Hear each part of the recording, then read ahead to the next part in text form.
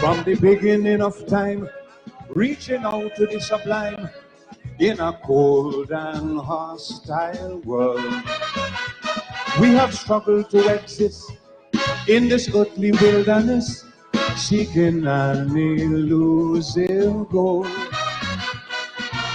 Many times it seemed that we are fighting a hopeless cause, implying extinction as our lot, because we were constantly ravaged by scourges and wars.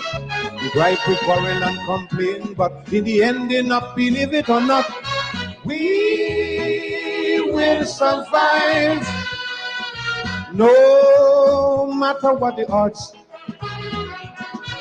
man will survive.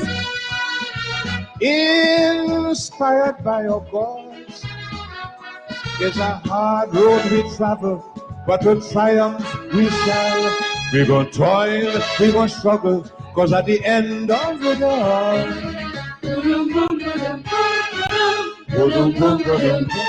whether you're big or small, Peter helping Paul, till the master call, we fight for survival.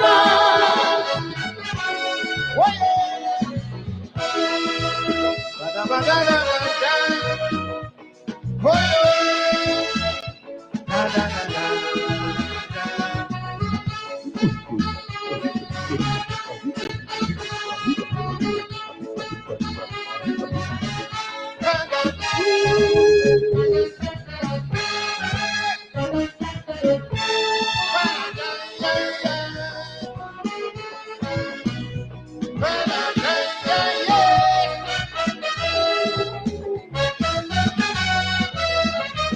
In pursuit of happiness, searching for material bliss, we have toiled unceasingly, giving off our very best.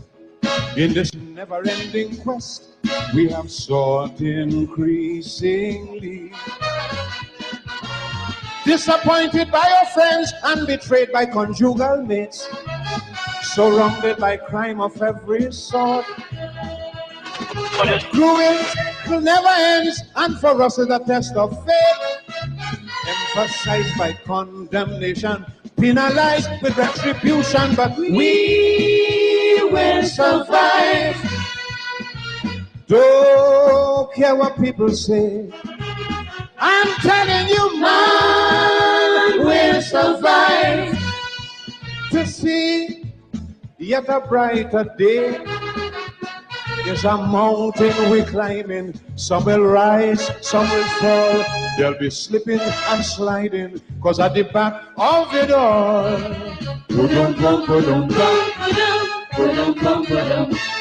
metaphysical, deep and spiritual, till the master call, we fight for survival. Whoa, yeah.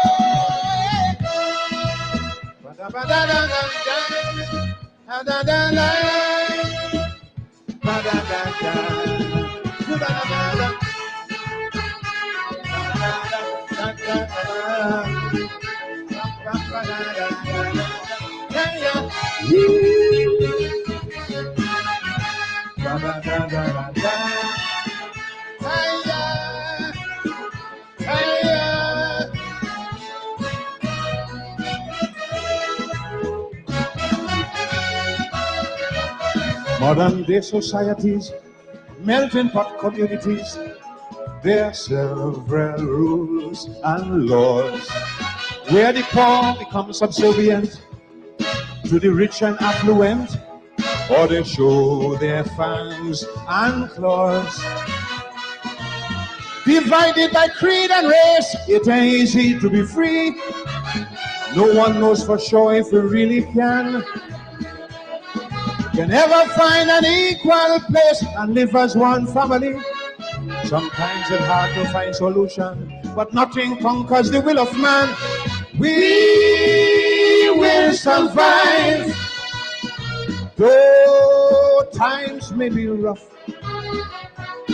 man will survive. We know how to be tough, so let nothing divide we. All for one, one for all. Feel the power and the glory, cause at the back of it all. Though we whine and ball, broken down dance hall, till the master call, we fight for survival. Whoa, yeah. Ba-da-ba-da-da-da-da. Hey, hey, hey, yeah. Ba-da-ba-da-da.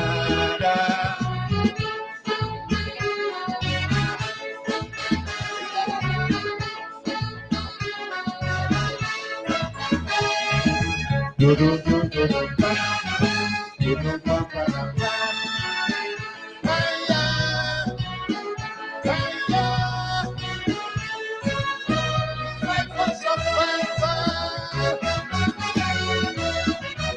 Coming through the dark ages, looked upon the savages, haunted by unrighteousness.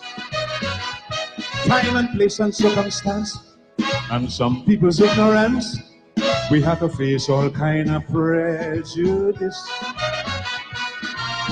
Subjected to slavery, bound by economic chains, quick to hold but slow to develop. Daunted by redundancy, plagued by emotional pains, still for all we wouldn't stop. Cry surrender or give it up, no. We will survive as we have throughout the years. And we'll survive through pain, sorrow and tears, to ensure our existence, to walk proud, to stand tall, yet to humble in his presence, cause at the back of it all,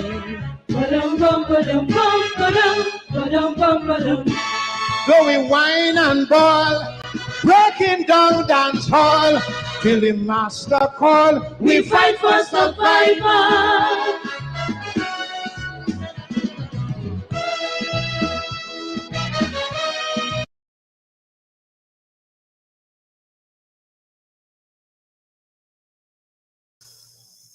Oh, yes.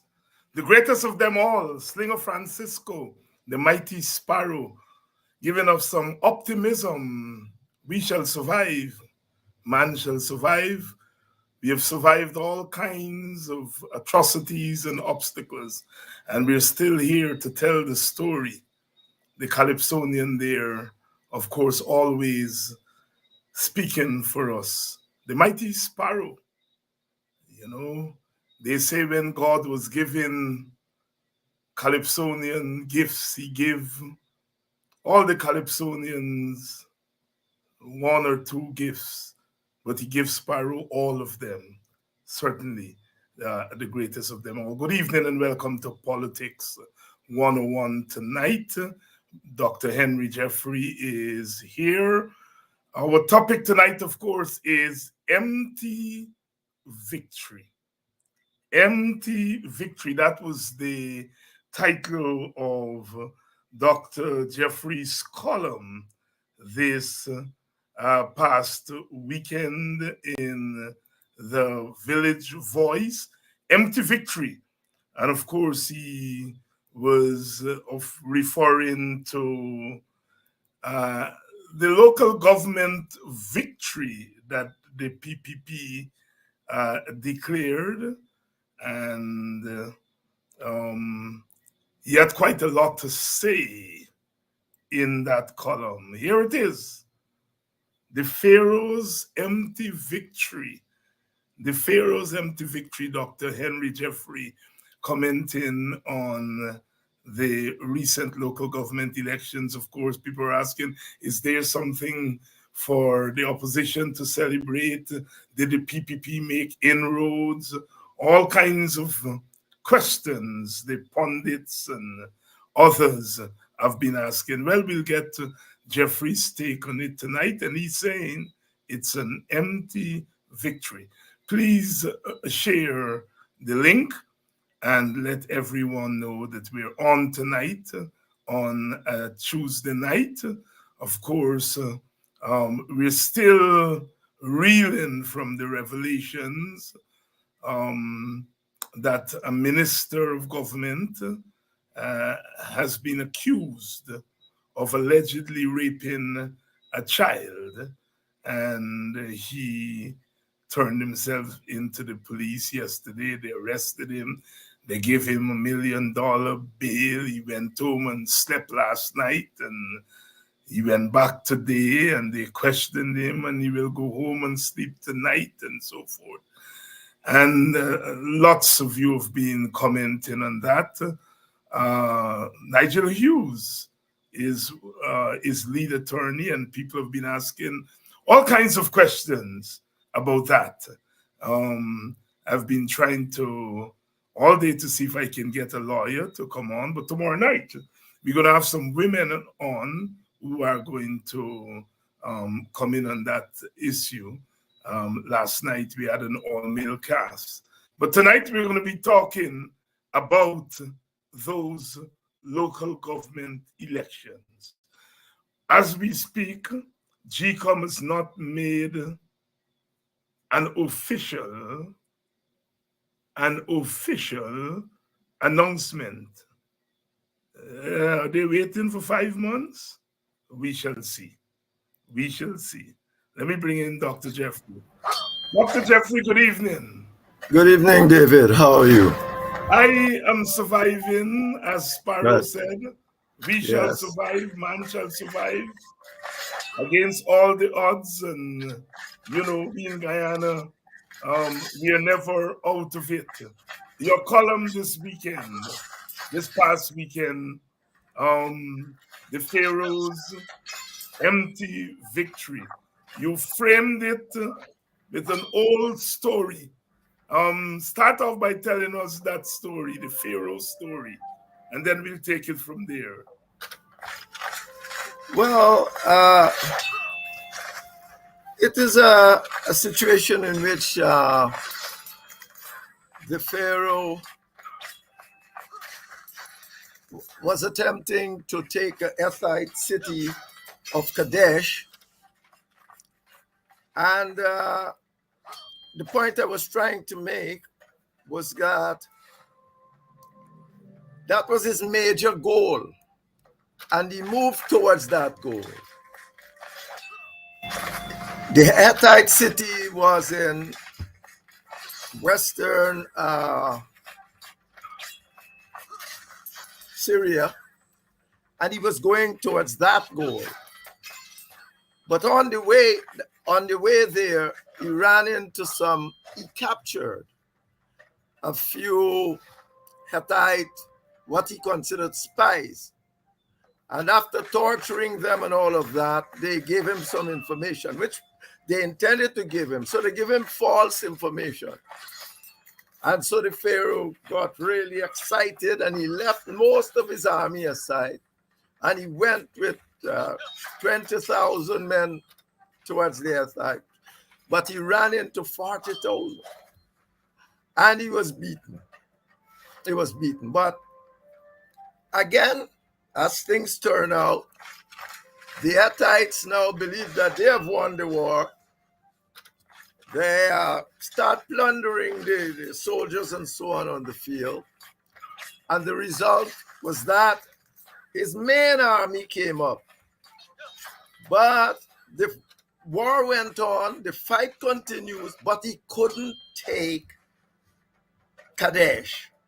And maybe it's the fourth peace treaty of that side was signed.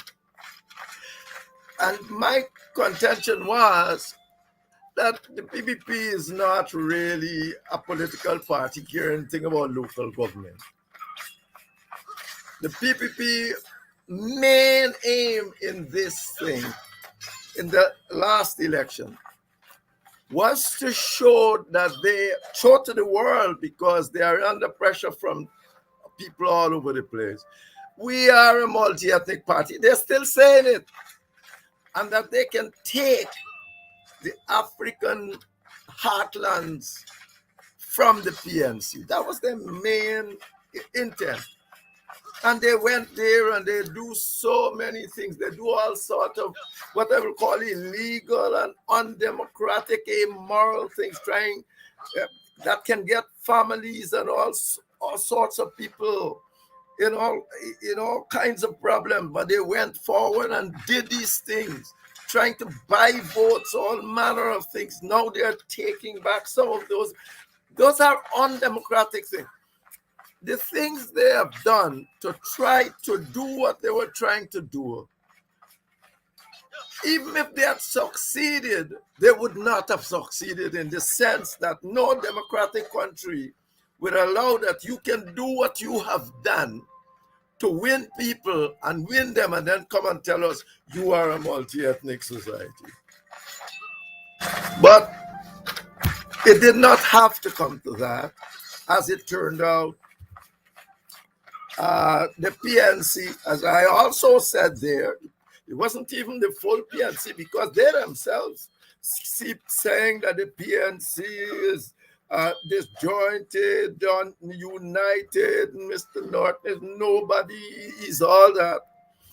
But as I said, he stood strong. He do what he knows to do, essentially, is to play the ground and the ground rules and go on. And the PPP was totally diminished in that effort.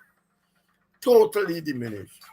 I can't think they have won a single huge African community. Indeed, the people took back Buxton. The PNC took back Buxton Falls. So that was what I meant when I said it's an empty victory. Yes, they went and 60-something seats and all that of thing. The PNC wasn't going there. They even did not want to go to the elections. If you remember, they were arguing that the list need to change. You need biometrics, and they wouldn't go. I think your party, David, determined that it will not go, and it would make another call on the streets, and you have been doing that. So the PNC was not particularly interested in winning election. But as I said also of the Pharaoh, once he got back now, he has lost so many men. He's got back to Egypt. Well, what would he do? Maybe it's the first huge propaganda campaign to prove to people. He has put up proclamations all over the country that he has won the war. And that's what's happening in Guyana. The PPP did not go to win elections. They got all the seats. They got more power as a central government than I think ever existed. So they don't need really to win elections to do what they want. They're a Marxist-Leninist party. They're not into local democracy. They never had any local democracy of any meaningful way in the Soviet Union and those places. The Communist Party always centralized. They were the focus of centralized power in the Soviet Union, apartheid or whatsoever they call it. So essentially, that's the point I was trying to make.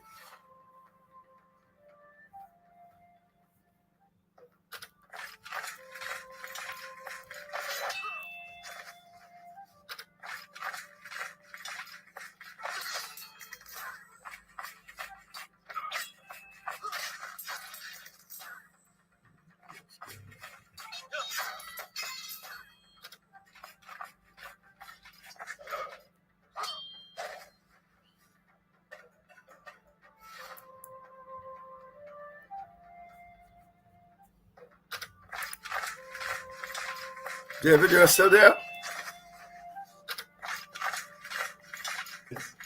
Yeah. I let me quote from you here. You said the PPP has never valued local democracy. It is an ideologically centralist party. It did not hold local government elections for about 2 decades of its previous 23 years in government. It has destroyed even the paltry degree of the separation of powers from the Westminster political system. It has de facto control over the local government commission and the appointment of the regional executive officers. And you went on to elaborate there. You're making the point here that in a systemic way, the PPP already has control of the central government and And so local government. and local government. And so, insofar as it was going after these so-called strongholds of the opposition, it had another motive. And that motive, you said, was to capture the African Guyanese communities. Elaborate. Well, yes, of course. I said also there, if you had continued, that the PPP is being told by all and sons, right, that, listen, man, for the most part, you are essentially an ethnic political party. That's where you get your vote from. You got your vote from one ethnicity, just like the PNC. You are not a multi-ethnic party in any meaningful way. Culturally, you alone can't make something. Even the president of Ghana or even the general secretary, he can't make the PPP a multi-ethnic party. If he leaves the party tomorrow and run by himself, he might get a vote. The essential point is that the party that carries this legacy of being an ethnic party, he can try as much as he likes. Structurally,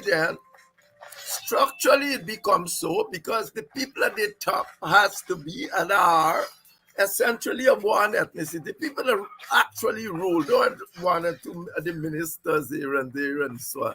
They got no real power. The people that actually make the basic decisions are essentially Indian people, a couple of them and essentially then you got from the actual activity of politics. If my people are voting for me all the time, if I know that I am here largely, not only, but largely because of African people or Indian people, when I'm in power, I have to look after them or else I'll be there no more. I have to take care of them. That's the nature of comparative politics and competitive politics. So effectively, that is what they wanted to demonstrate. But what they're trying to demonstrate, they're trying to demonstrate it by numbers. Oh, we want some people, we want some Africans, and we got a lot of Africans. But don't make you the ethnic party is who make the decisions in a party that matter. The smallest child should know that. You can get all some struggling Africans and so on and get a couple thousand of them, but they ain't got no decision-making power. So you can't really go and talk to anybody and say, oh, or any sensible person, tell them, I am now a multi-ethnic political. It's like the PNC can't tell nobody seriously it's a multi-ethnic political party. So effectively, that is what they think. They think by them getting some numbers, they're going to go and say, oh, we are now multi-ethnic. We have some black people in the party. But in that count, they might always have been, as both of them were saying, they've always had African people, and it's largely because of the nature of the Westminster political system that you got win majoritarian election. When the PPP had the majority, didn't have to worry. But now what is 40%, around 40%. So effectively, it got a problem. So that's where I was. Let me read a line here for the viewers. The elections then were in essence a battle for the African political heartlands. And then you follow that by saying Norton played the ground game he knows well.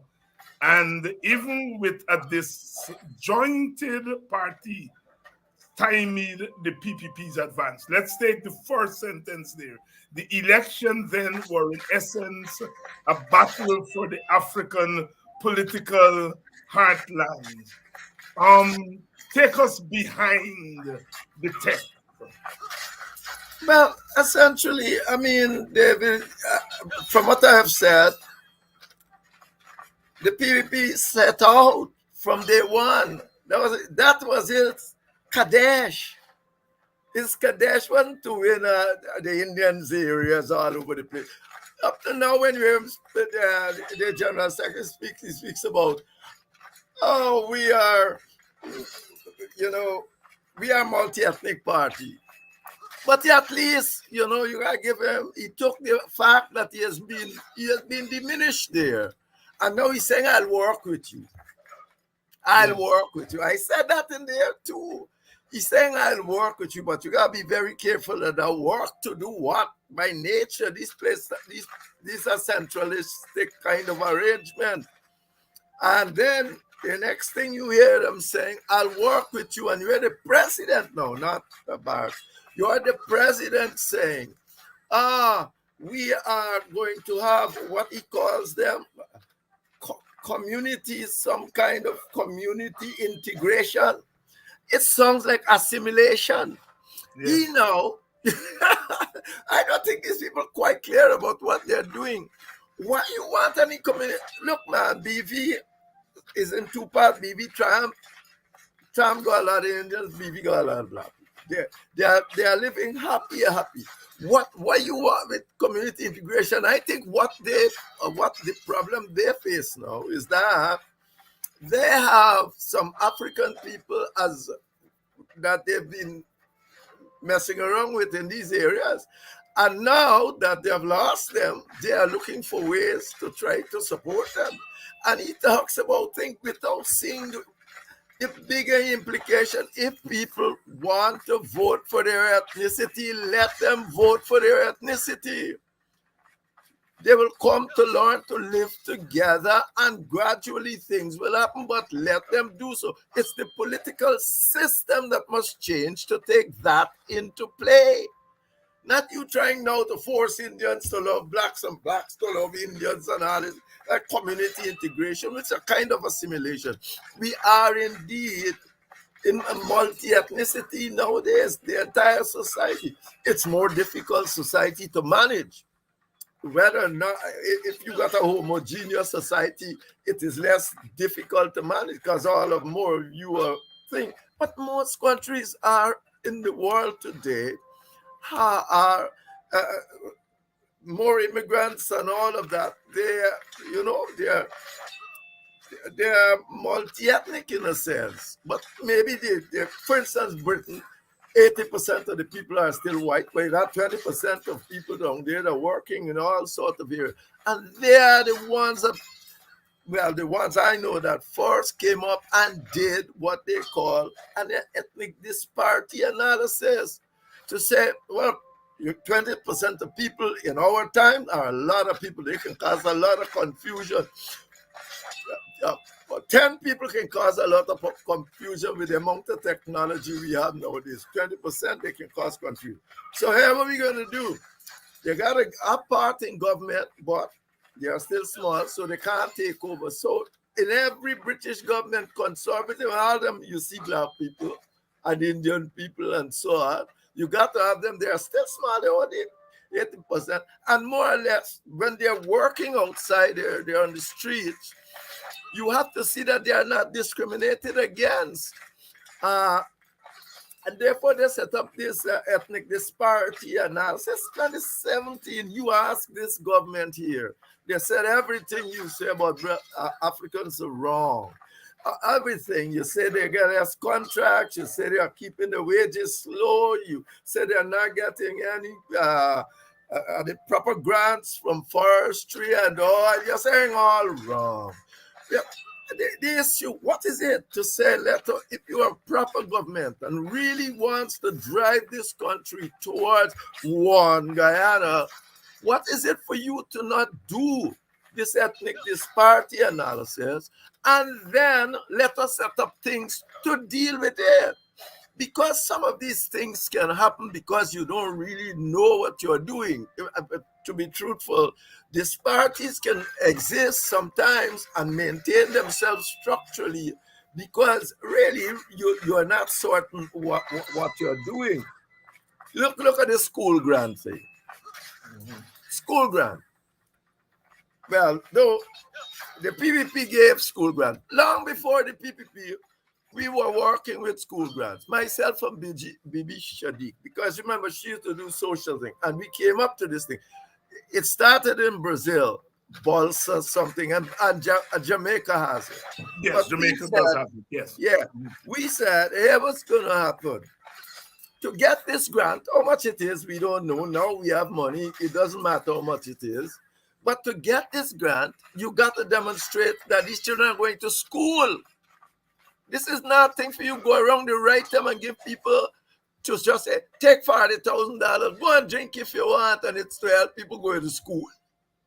You got to show us what's the outcome from this you have been doing for so long. As the school population increased, as truancy rate fallen, nothing this necessarily happened. We don't know because that's not their intent. They just started at the election time and went on. Well, don't worry about the coalition and that. That was a disaster. They just take it off. They just took it up with some sort of utopian notion. They can make the school system good for everybody. I mean, something, it's not with a bad notion, but you got people now living. When you gonna finish making this school system finish for everybody? When? No, 2 decades, when? But right now, children are out there that need to go to school, and you got to do things. In that sense, the grant is not a bad thing.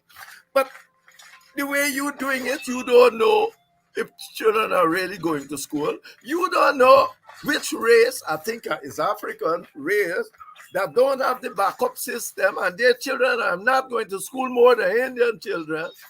So you can get up and say, oh, the PPP are doing that because they know it's African children. I am not certain about that. They might not just know, just like this lot who took it off altogether and said it will come some other time.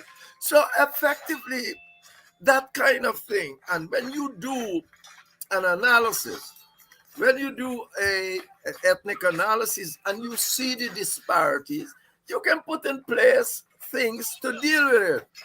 But the PPP, in my view, and my long looking at this issue, is that they don't want to solve this issue. The more Black people are under pressure, the more they are likely to join the PPP. And we have seen it here right now.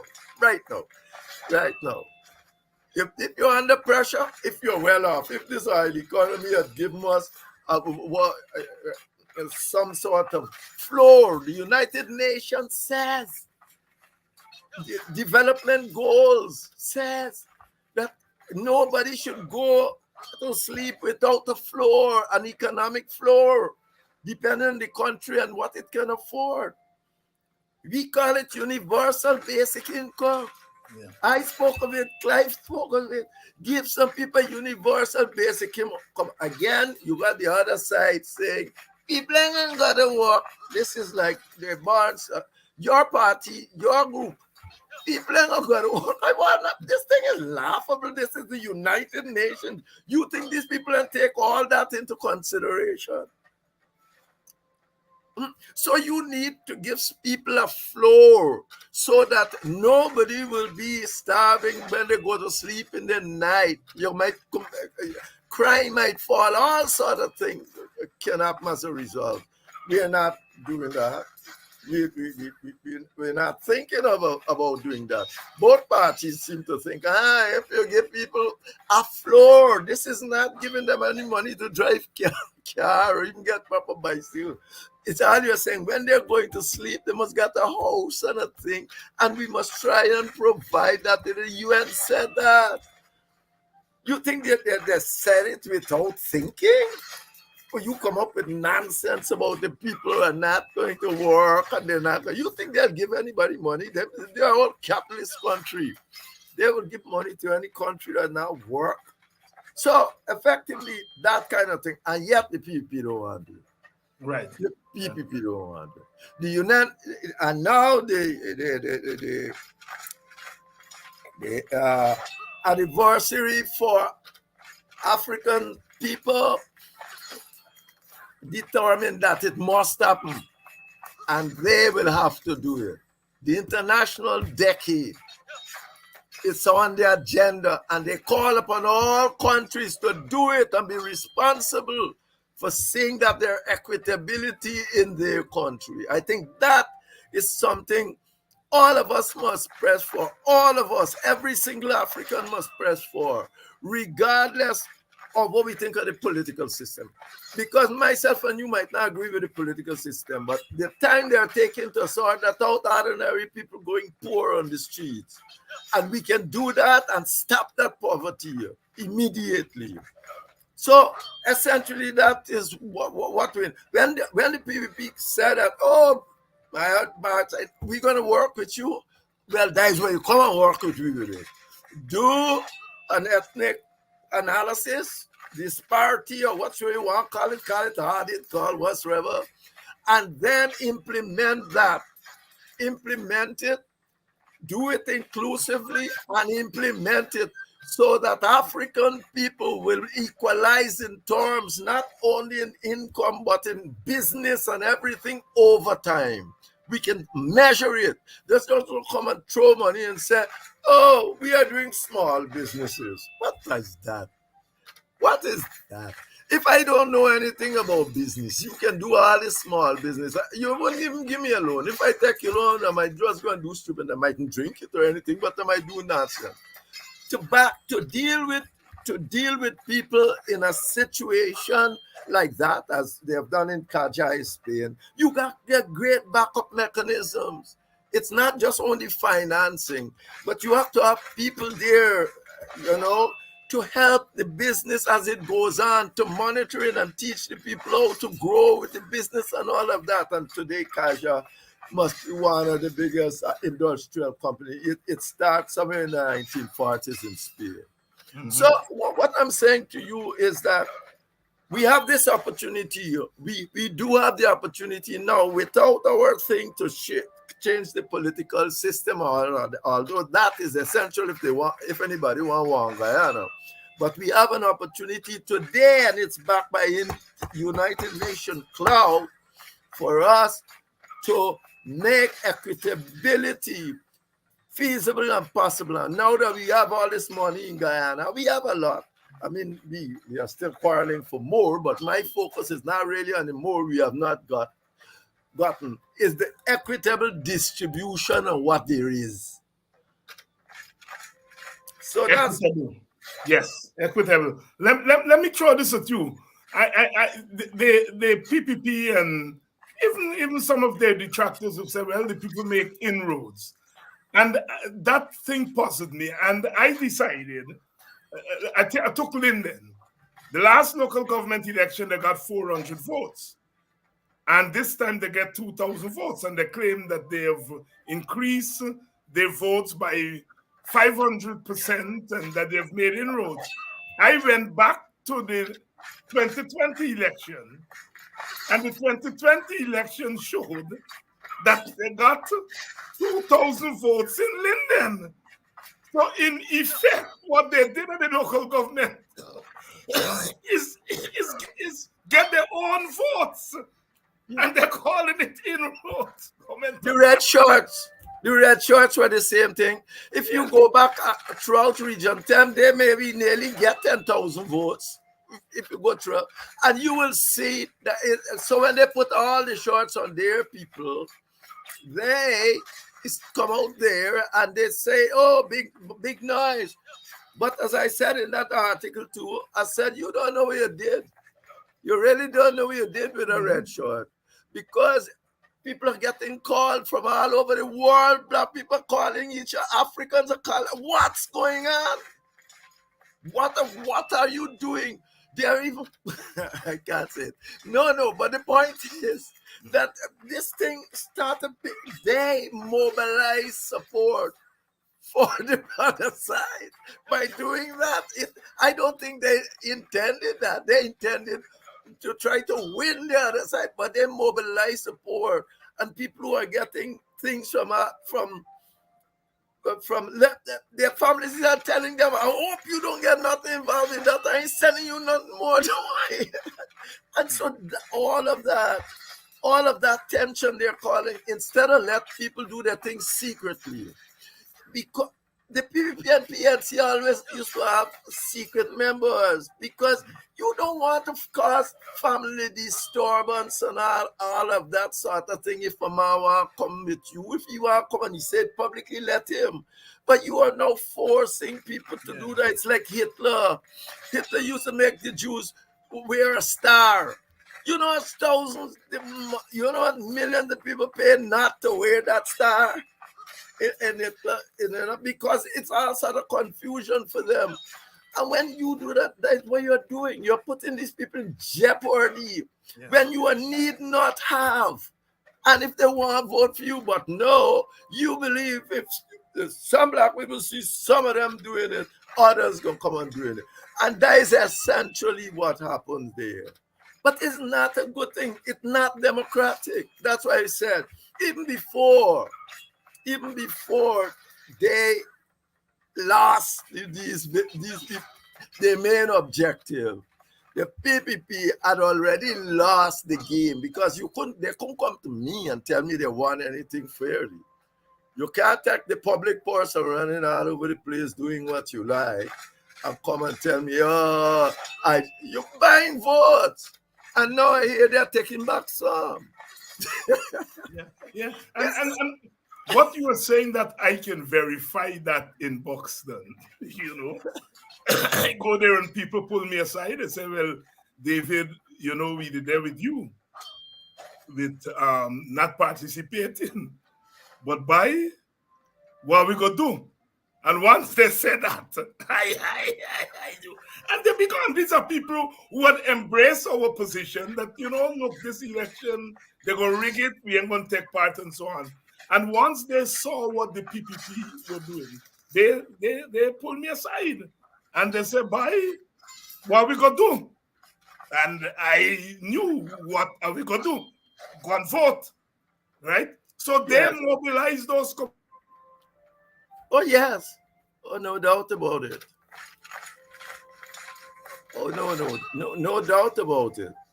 They mobilized those community terrorists.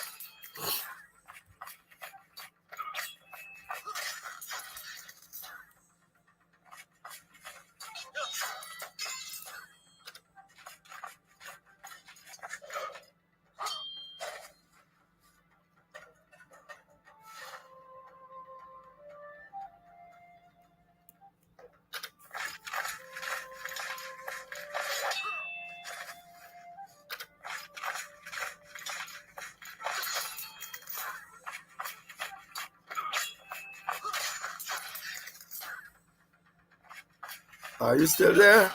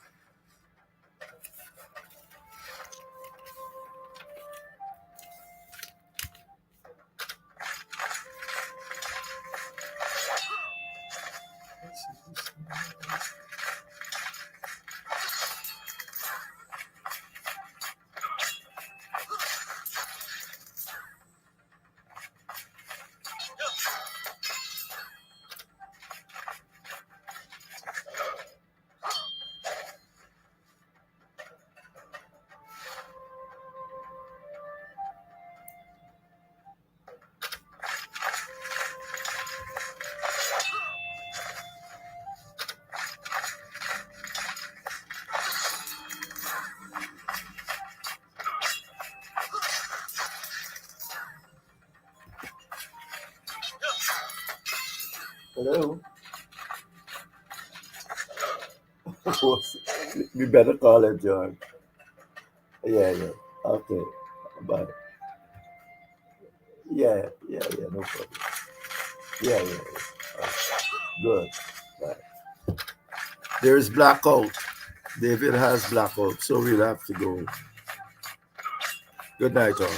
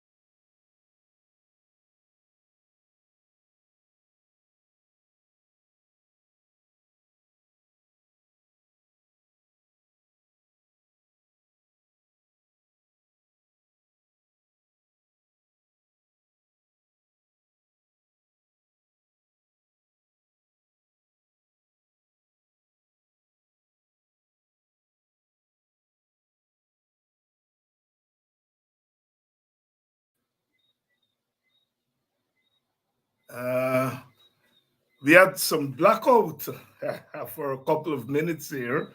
Um, and I notice most of you are still, some of you are still on. Let's see here. Yes, we had blackout and for a few minutes, and some of you are still on. I think Dr. Jeffrey is gone, so we are just going to close off. We're just going to close off the program. So yes, we had blackout for a few minutes. So some of you are still on. Dr. Jeffrey is gone. Dr. Jeffrey's gone, but so we will end off the program. At the time of the blackout, I was making the point about the PPP saying that they made inroads, and when you check it out, at the 2020 election, it was the 2,000 and something votes they got in Linden. So the 2,000 and odd votes that they got here, the local government, are their own votes in Linden. So the whole thing about spinning, about making inroads, and some of our people fell for that. They did not actually make inroads. And as I said, in a place like Georgetown has a fairly large Indian population, and we're assuming that most of our Indian Guyanese brothers and sisters would normally vote for the PPP. And so if you say that you got a couple hundred votes in South Georgetown, you're assuming that in South Ramveld, it's only African people live there, but a lot of Indian people live in South Ramveld. And even in places like Sophia. I go in Sophia all the time and I see Indian people in Sophia. And so the point is that the inroads that they're really talking about is their own votes. Because when you go back to the general elections, where people come out to vote, the votes that they're claiming in this election are really the votes that they get at general elections. So, as Dr. Jeffrey said, it's an empty victory. You all do have something to celebrate. Dr. Jeffrey made some interesting comments. Let me see if I get him. If he's not gone. Let me see if I get him. Because he made some interesting comments about Aubrey Norton that I wanted to discuss with him. So I'm checking to see if he is, if he's gone. Apparently he is. But he made some interesting comments about Aubrey Norton and the party and so on. You know, he made the point that there might have been some people in the PNC leadership that wanted Norton to fail, but they themselves saw the danger of that if Norton failed, it would be a reflection on all of them. And he said that the late call by former President David Granger may have been a reflection of that, that they came to the realization that regardless of what problems they have internally, that they needed to get on board with the campaign. But Dr. Jeffrey's not here, and I don't want to put words in his mouth. Well, we have noticed what has happened with the Darnell story. We came off air last night and we knew that he turned himself in and that they arrested him.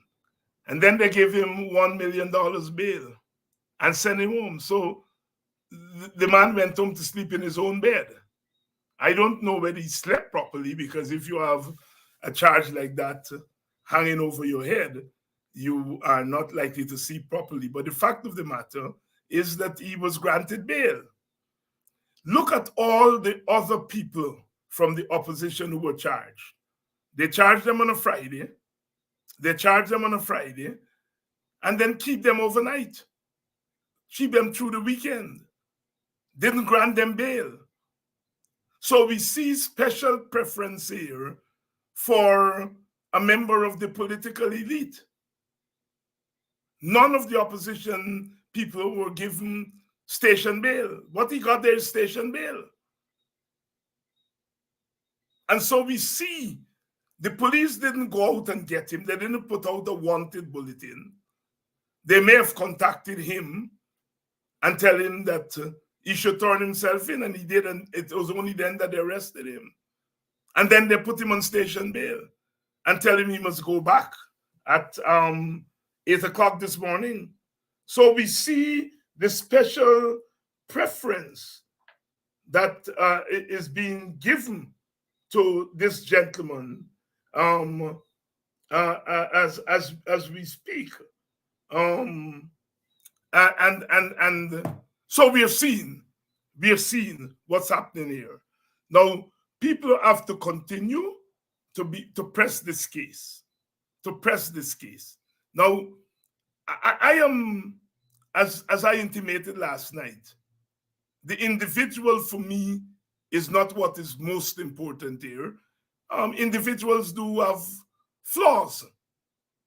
And, if this thing is true, obviously that gentleman needs help.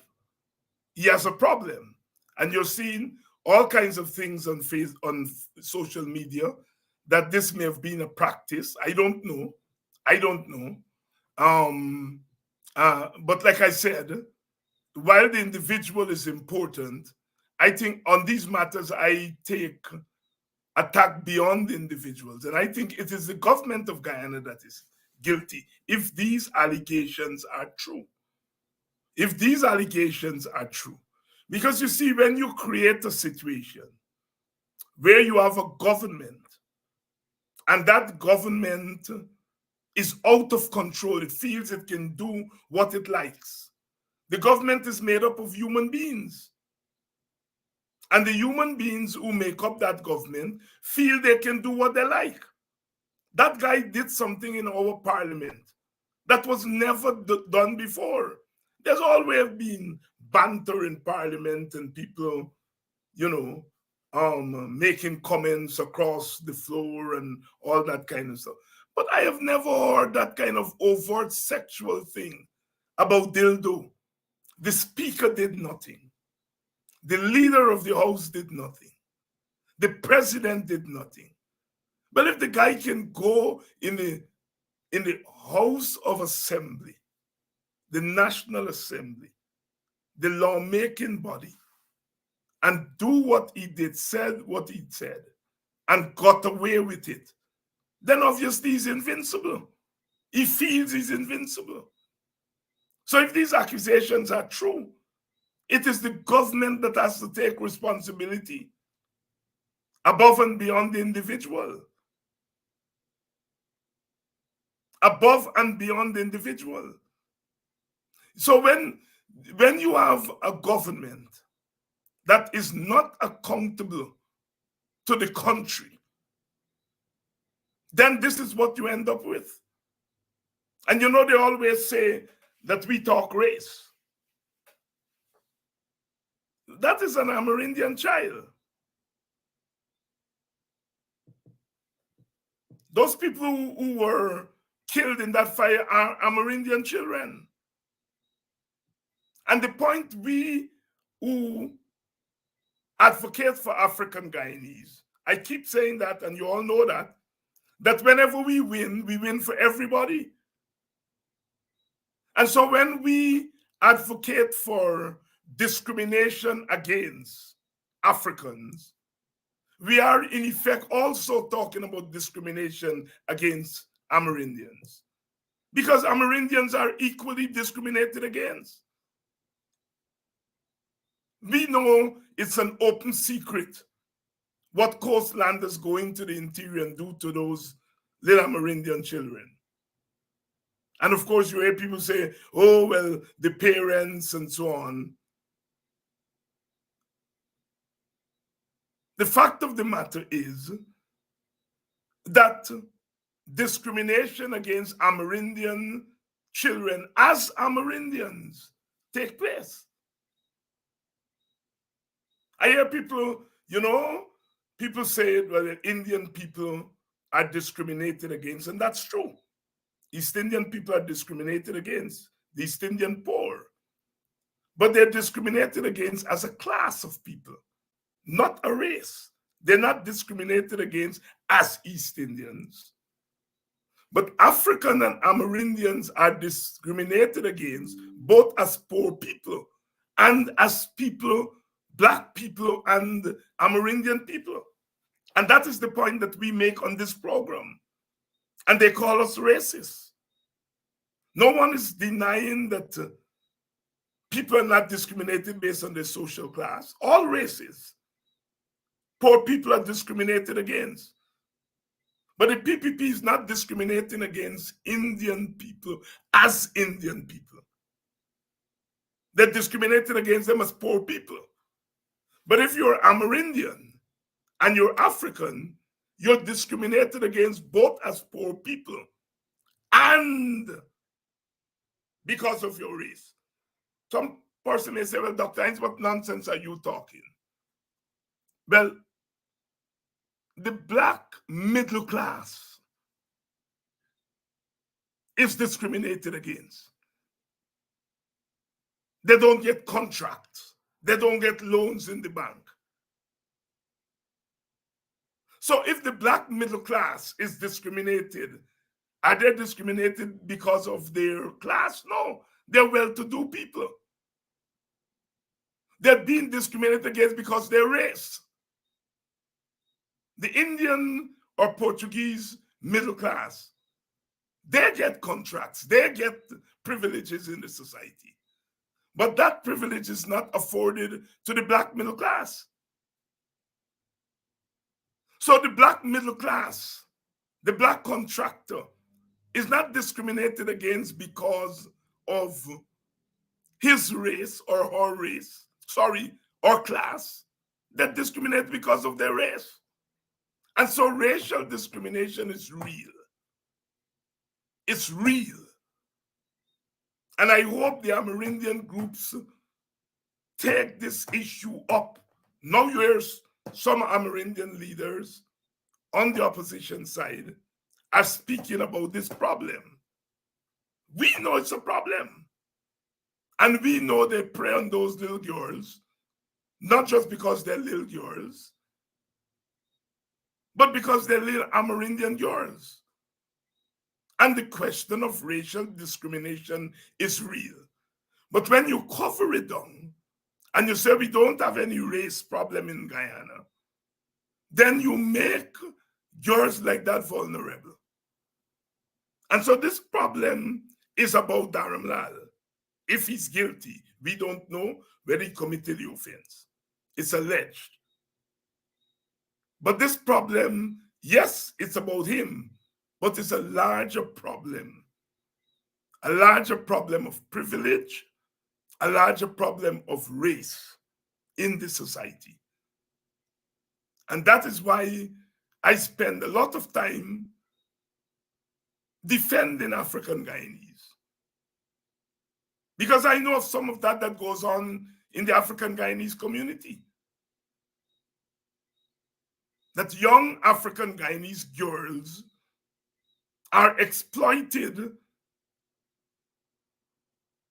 by privileged men of other races because they're Africans. I have a friend who, a couple of years ago, I met him. He had a black girl with him in a nightclub. And I'm not going to call his name because he's very active. And he was telling me, look, I got a black girlfriend. And so you have these Indian, maybe Portuguese men who are going after Amerindian girls or black girls, young black Amerindian girls, or black girls, Amerindian girls, as because of their race. And it's a problem in our society. I heard some civil society groups are saying that we are politicizing this issue. And I have some sympathy with that view. But this man is a political man. This man is a powerful government man. I saw that man deride Nigel Hughes in the worst way. And I have never said it. The person who took my comments when I said I was at Monrepo's market and I saw African people buying black pudding there, and I was amazed because you know, black pudding is a thing you sell in your community. And there are people who was depending on that for a living. Buy it in your community. And the person that cut and paste my comments is that same boy, Darren Lal. He cut and pasted it and sent it to me in Messenger. And my comments to him were, play my entire speech. That boy, that wicked boy. And as you all know, sir, our people say God not sleep. That chap has hurt so many people from what I'm hearing. And as I said in a comment, if these allegations are true, he was like a ticking bomb waiting to explode. Waiting to explode. And so, yes, we want justice, and we have to fight for it. Justice for this child, justice for all children, all your children, regardless of race. But we also are saying the question of power has to be put on the table. We have to democratize power. We have to democratize power. Once you effect regime change, what you do is you create unaccountable government. That government is saying, we are here because the other side are crooks, and we have the monopoly on power. The PPP has a one-seat majority. Yet they behave as though they got 90% of the votes. I saw in one of the daily newspapers, I think it's Starbuck News today, they're saying if he is on leave as a minister, he will not be able to go to parliament, which means the PPP will have to depend on that small party, they join the party, to get bills through parliament. Because you will now will have 64 parliamentarians instead of 65. The APNU AFC has 31. The PPP will be 33, minus 1 will be 32.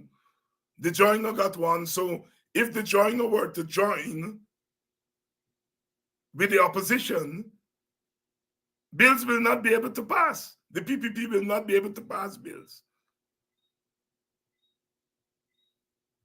So they will need they will need the joiners to vote with them.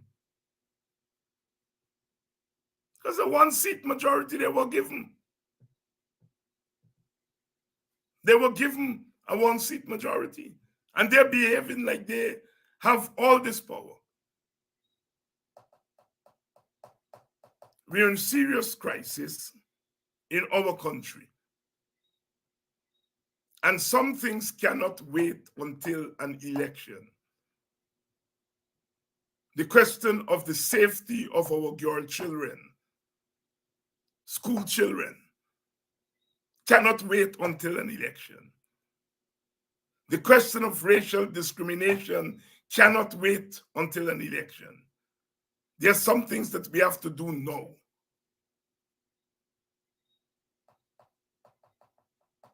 As Dr. Jeffrey argued tonight, and I have been arguing on this program, the local government elections was not about Indians or any other group. It was about Africans. And the whole idea was to buy the loyalty of Africans, to quiet them. If you give them a $40,000, when the opposition go to them and tell them, let's go out on the street and protest, they're likely to say, well, we can't protest, we take these people $40,000. That is what the PPP is after. It is about buying Africans to remain quiet while they continue to dominate this society. And that is why the late swing, especially here on the coast, was so important in keeping the PPP. That's why they lost badly. And all these inroads that they've been talking about are not really inroads. These are votes that they would normally get at general elections. It's a low turnout. So all your people don't go out in a local government election. But when you say, okay, we're making a play to control Georgetown, more of your people will go out and vote. And then you're claiming that those votes comes from the opposition, they come from the opposition. No, it's your people. Because those are votes you would get in the general election. So even the votes that they claim that they've bought, it's not the high volume that they claim. And so in many regards, the opposition has been overestimating what happened. The PPP did not make inroads. They did not make inroads. The votes, the extra votes that they got are the votes that they normally get. And as people will tell you, in a place like Linden, they have a fairly sizable Amerindian population. And my understanding is that those Amerindians, most of them generally vote PPP.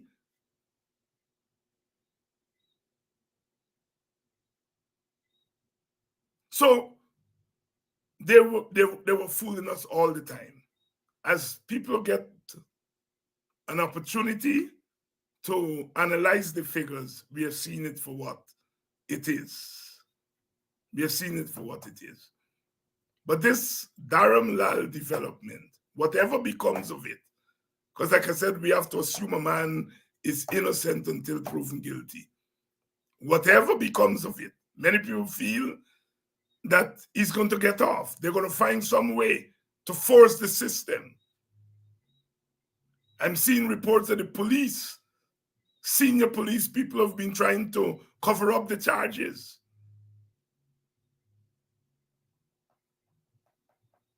I saw that report on some one of the news outlets today. So we know that they're going to try to go through the motions. And at the end of the day, they may try to say there's no case against him.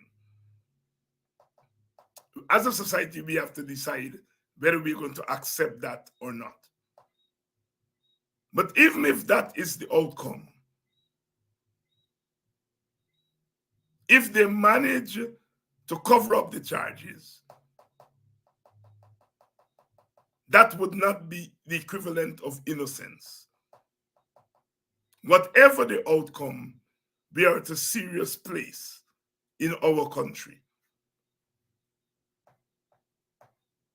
If ordinary men in the society can look at a minister that these kind of allegations are made against a minister, ordinary men will feel that they can do it too. They can do it too. So there we are, brothers and sisters. There we are, at a very bad place. Tomorrow night, I'm going to have a panel of women. I know Robin Simon is going to be on. I think Amanza Walton is going to be on. So we're going to get a cast of women. I'm trying to get an Amerindian woman to come on. But you know, these programs, people tend to be very careful because, you know, they don't want to be associated too much with radical things. You know, that's the problem we have in our society, that even when people are on our side politically, they sometimes fear their image associating with these programs. But we're going to have Robin Simon, she's booked. Amanza Walton, the series booked. And tomorrow night, we're going to have the women commented from their perspective. So I want to thank you all. Sorry about the couple of minutes blackout. And it cut our program a little. We didn't get Dr. Jeffrey to finish, but we got most of what we wanted. So until tomorrow night, stay well, and remember, I love you all, and the struggle is on. The struggle is on.